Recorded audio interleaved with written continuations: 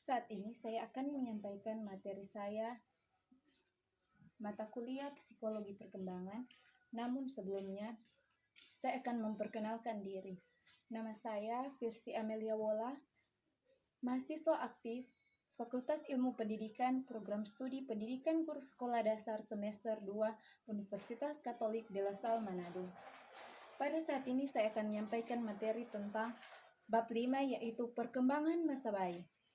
Perkembangan masa bayi itu pertama merupakan dasar periode kehidupan yang sesungguhnya, karena pada saat ini banyak pola perilaku, sikap, dan pola ekspresi maupun emosi mulai terbentuk pada bayi.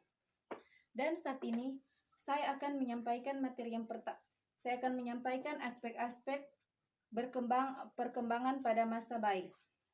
Yang pertama yaitu fisik. Pada 6 bulan pertama, bayi akan berkembang sangat pesat. Tahun pertama bertingkat pada tinggi dan berat. Selama tahun kedua akan terjadi penurunan. Jadi, Anda tidak perlu takut kalau bayi tersebut mengalami penurunan, karena itu merupakan faktor normal.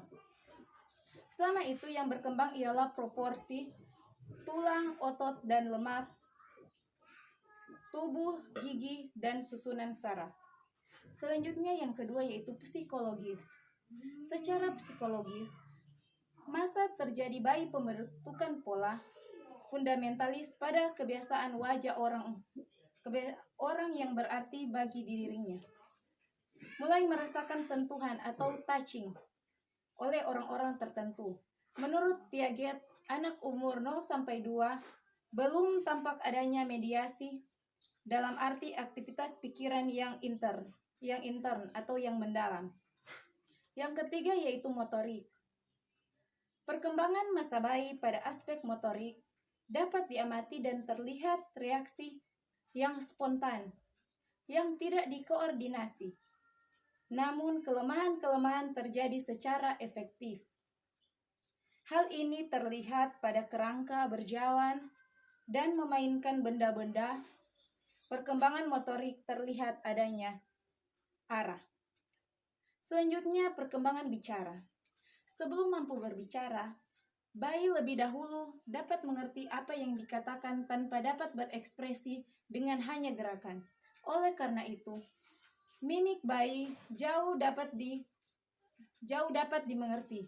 Biasanya bayi yang ingin menyampaikan kebutuhannya di tahun pembicaraannya ialah dengan menangis, bercelote, isyarat, dan ungkapan emosi. Selanjutnya perkembangan emosi. Bayi terdapat sifat emosi yang bersifat umum, seperti kemarahan atau dalam hal ini meronta, menjerit, menendang, mengibas tangan dengan memukul. Ketakutan, pada hal ini takut pada ruangan yang gelap, tempat tinggi, dan binatang. Dan juga ada anak yang takut ketika orang tua meninggalkannya. Rasa ingin tahu kepada mainan baru, menjulurkan lidah, membuka mulut, memegang, melempar, membilak balik, kegembiraan. Contohnya tersenyum, tertawa, menggerakkan lengan, serta kaki. Afeksi yaitu memeluk mainan kesayangan, mencium barang-barang kesayangannya. Contohnya seperti kalau anak pada usia 1-2 tahun, kalau ada boneka yang dia sukai, kalau anak perempuan, pasti setiap harinya dia pasti memegang boneka tersebut. Selanjutnya perkembangan moral. Bayi belum memiliki nilai dan suara hati. Perlahan bayi mulai mempelajari kode moral dari orang tuanya dan orang-orang terdekat. Jadi pada saat ini orang tua tidak boleh mengajarkan yang tidak baik kepada anak, karena di sini anak mulai meniru. Bayi mulai menilai mana yang benar dan salah dari suatu perubahan berdasarkan kesakitan atau kesenangan yang dia rasakan. Selanjutnya, masalah-masalah pada periode bayi. Masalah-masalah yang dapat membahayakan secara fisik ialah yang perlu menjadi perhatian orang tua, yaitu kematian, penyakit kecelakaan kurang gizi, menjadi gemuk. Masalah-masalah yang berhubungan dengan psikologi perkembangan motorik, bahaya dalam berbicara dan emosi. Contohnya kurangnya kasih sayang, tekanan, serta takut dan marah. Atau kasih sayang yang berlebihan serta emosi yang kuat. dan bahaya sosial serta bahaya bermain, pengertian moralitas, hubungan keluarga, dan perkepribadian. Selanjutnya, peran lingkungan terhadap perkembangan bayi. Nah, di sini peran lingkungan dalam perkembangan bayi ini sangat penting, yaitu seorang bayi dilahirkan dengan keadaan tidak berdaya, belum bisa makan, baru mempunyai refleks menghisap dan menelan. Sebagaimana pada aspek-aspek perkembangan, tampak bahwa peranan lingkungan sangat penting. Keluarga adalah lingkungan utama dan pertama yang diharapkan dapat memberikan rangsangan agar sensomotoriknya dapat bereaksi. Memerhatikan kesehatan dan gizi karena bayi belum dapat menolong diri sendiri. Yang ketiga, menciptakan lingkungan yang kondusif untuk berkembangnya kemampuan bicara. Yang keempat, memberikan model tentang konsep moral dan nilai yang benar dan salah. Yang kelima, memberikan pujian atas kemajuan yang telah dicapai. Yang keenam, memberikan kebiasaan bermain yang konstruktif. Selanjutnya, persepsi pada masa bayi. Kapasitas sensori dari seorang bayi yang sangat muda selalu menjadi pernyataan yang tak habisnya untuk para psikolog. Para psikolog membuat perbedaan yang penting antara sensasi dan persepsi. Sensasi dapat diartikan sebagai suatu proses masuknya informasi tentang lingkungan yang diambil oleh sensor reseptor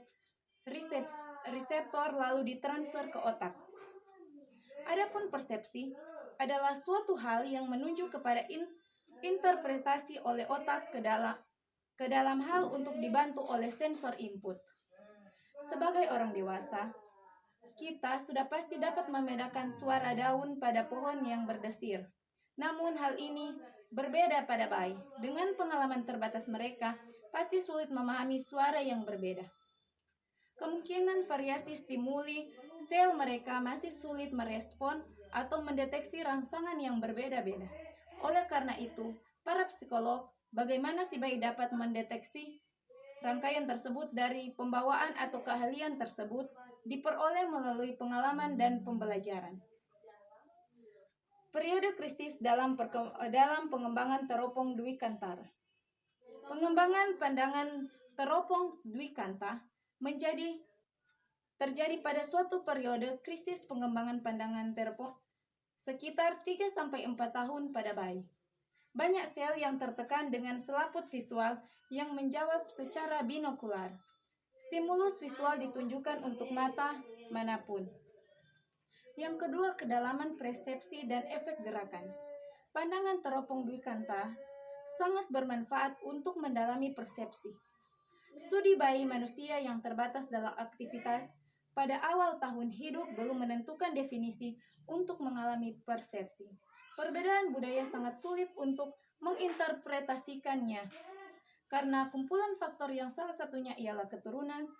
Pengalaman budaya akan mempengaruhi pengembangan visual. Yang ketiga, persepsi menyangkut wajah manusia.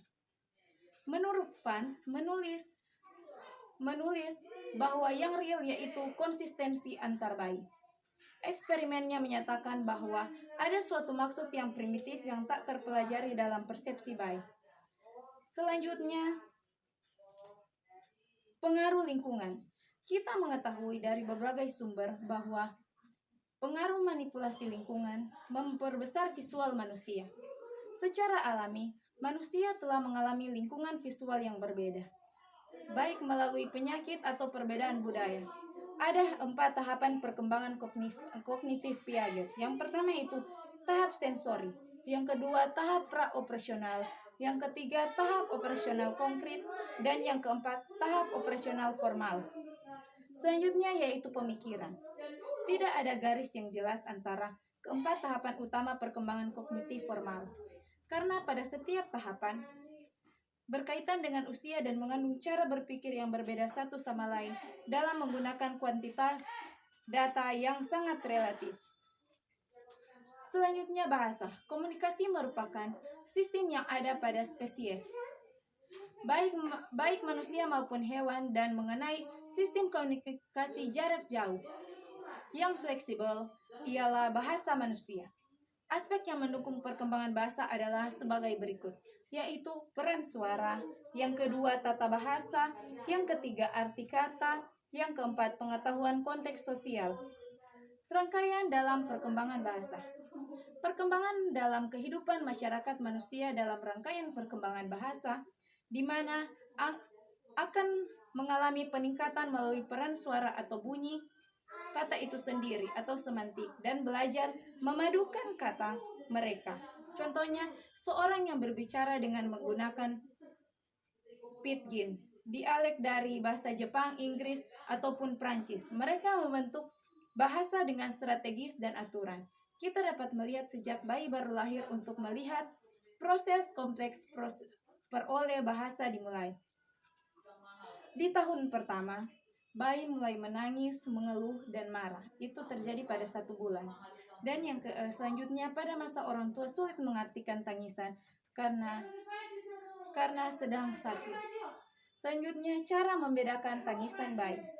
Bayi lapar biasanya diawali dengan sikap diam dan kemudian disusul dengan cara yang lebih ritme. Tangisan marah sama seperti ciri sebelumnya.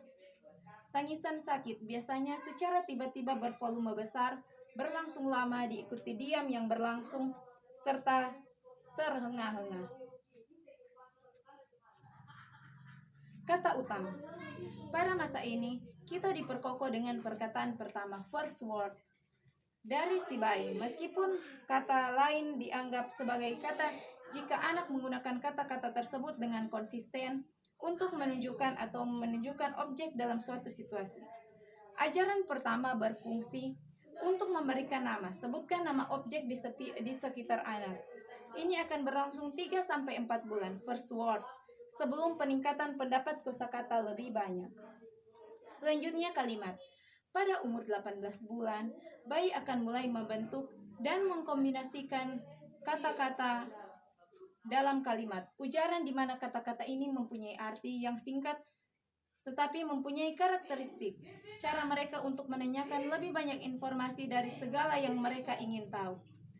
Dari 2-3 tahun. Pada usia ini, anak secara teratur memproduksi 3-4 kata ujaran. Setelah itu, anak akan mengalami perkembangan yang signifikan dalam aturan gramatikal, khusus penggunaan proporsi dan kata kerja yang tidak beraturan, dan setelah mengurutkan kalimat. Terima kasih, demikianlah presentasi saya dan Animo Lasak.